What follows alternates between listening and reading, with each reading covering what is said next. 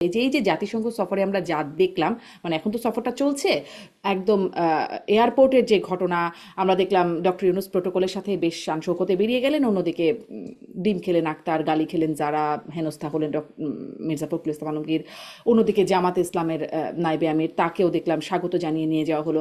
এই যে পুরো ঘটনাটা, এখানে নানান রকম বিশ্লেষণ হচ্ছে, কনসুলেটের ব্যর্থতা, ইন্টারিম সরকারের ব্যর্থতা বলা হচ্ছে, বিএনপির ব্যর্থতা, আবার অনেকের কৌশলও দেখছেন। আপনাদের কাছে দুজনের কাছ থেকে আমি একটু সামারি হিসেবে জানতে চাই যে কার ভূমিকা বা যদি বলি কৌশল কেমন দেখছেন। জনাব জহিরুল আলম, আপনার কাছ থেকে শুরু করি। আহ, আসলে এটা বা আমি দুই দিক থেকেই দেখি। এই ঘটনায় লাভ ক্ষতির হিসেব যদি করেন রাজনৈতিকভাবে, আহ, প্রথম কথা হচ্ছে যে ডেফিনেটলি বিদেশে বাংলাদেশের যেই যেই রাজনীতি চর্চা হচ্ছে, এটি কোনোভাবেই আমাদের দেশকে এগিয়ে নিচ্ছে না, এবং এটা আমাদের জন্য অত্যন্ত ডিসগ্রেসফুল। গ্লোবালি আমাদের ইমেজের আরো অনেক বেশি এটা এ ধরনের কার্যক্রম ক্ষতিকারক, এতে কোনো সন্দেহ নেই। কিন্তু যদি আমাদের দেশের রাজনৈতিক হিসেব নিকেশের আঙ্গিকে আমরা দেখি, তাহলে মোটা দাগে তো এই আলোচনা হয়ে গেছে যে আপনি দেখেন যে এখানে এই বড় রাজনৈতিক দলগুলো, যে নেতৃবৃন্দ, ইনক্লুডিং এনসিপি নেতৃবৃন্দ যে সফরে গেলেন, সেখানে এয়ারপোর্টে তাদেরকে যেভাবে হেনস্থা করা হলো, এখানে কিন্তু তাদের লাভের চেয়ে আমি দেখি কিছুটা ক্ষতি হয়েছে। ক্ষতি হয়েছে এই কারণে বলবো যে তাদের সিকিউরিটি এবং ডিগনিটি প্রশ্নে কিন্তু এই জিনিসটা মোটেও মানানসই হয়নি।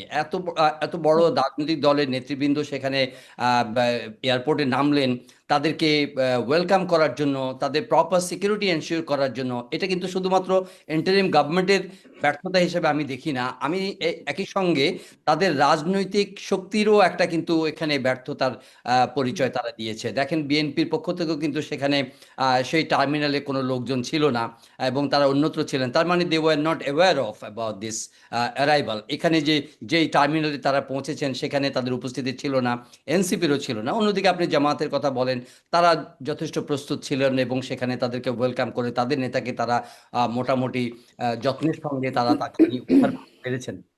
কিন্তু যদি লাভের অঙ্কে আপনি দেখেন, লাভ কিছুটা হয়েছে এই অর্থে যে এই দলগুলো যেভাবে তারা যে হেনস্থার শিকার হয়েছেন, যে ধরনের অসম্মানের শিকার হয়েছেন, এটা কিন্তু যারা আওয়ামী লীগের বা যুবলীগের যে যে কর্মীরা বা নেতারা সেখানে উপস্থিত হয়ে এই ধরনের কাণ্ড ঘটিয়েছেন, এতে দেখা যাচ্ছে যে মেইন স্ট্রিম রাজনৈতিক দল একটা ভিকটিমহুড ন্যারেটিভ কিন্তু তৈরি হয়েছে, যে তাদেরকে এইভাবে অপমান করা হয়েছে। এটা কোনোভাবেই কাম্য নয়।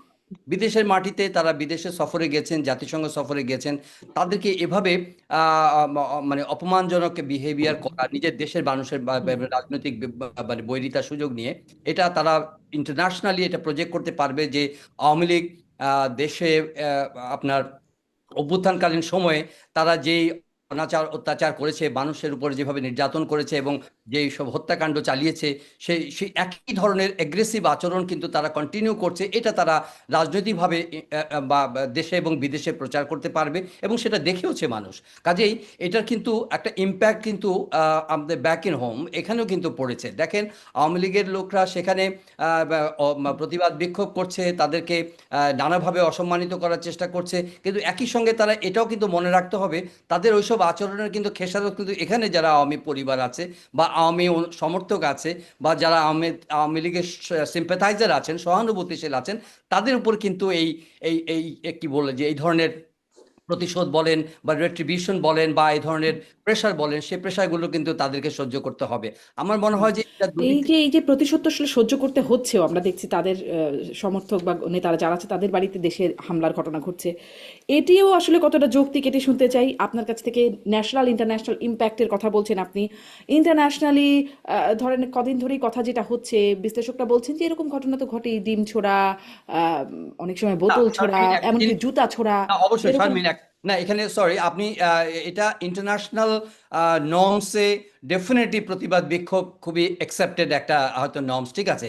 কিন্তু আপনি দেখেন, এটা কিন্তু কোনোভাবেই কিন্তু অ্যাকসেপ্টেবল ওয়ে না, যেভাবে বাংলাদেশের নিশ্চয়ই। রাজনৈতিক প্রতিপক্ষ যেভাবে যে গালিগালাজ করেছে, যে ধরনের কুৎসিত কিছু শব্দ ব্যবহার করেছে, এটা কিন্তু একটা কালচারে পরিণত হয়েছে। আমি বলবো না যে কোনো একক পক্ষ শুধুমাত্র এটার আশ্রয় নিচ্ছে, হুম, এটা নানাভাবে সবাই কিন্তু এই ধরনের একটা বিশ্রী, একটা হুম, কুৎসিত এবং এটা একটা মানে ডার্টি একটা কালচারের ভিতর ঢুকে যাচ্ছে। কিন্তু রাজনীতি আপনি করবেন, আপনি আপনার ভাষা দিয়ে, আপনার ন্যারেটিভ দিয়ে আপনি রাজনীতি করেন, কিন্তু আপনি এইভাবে কুৎসিতভাবে মানে এক্সচেঞ্জ অফ ডার্টি ওয়ার্ডস, আগলি ওয়ার্ডস, এবং হুম হুম। এই কথাগুলো কিন্তু আসলে আমাদের কোনোভাবেই আমাদের রাজনীতিকেও প্রমোট করে না, আমাদের দেশকেও প্রমোট করে না। আমার মনে একদম হয় একদম থেকে সমর্থন করা জরুর খুব আলম, আমি আপনার কাছে একটু আসবো আবারও।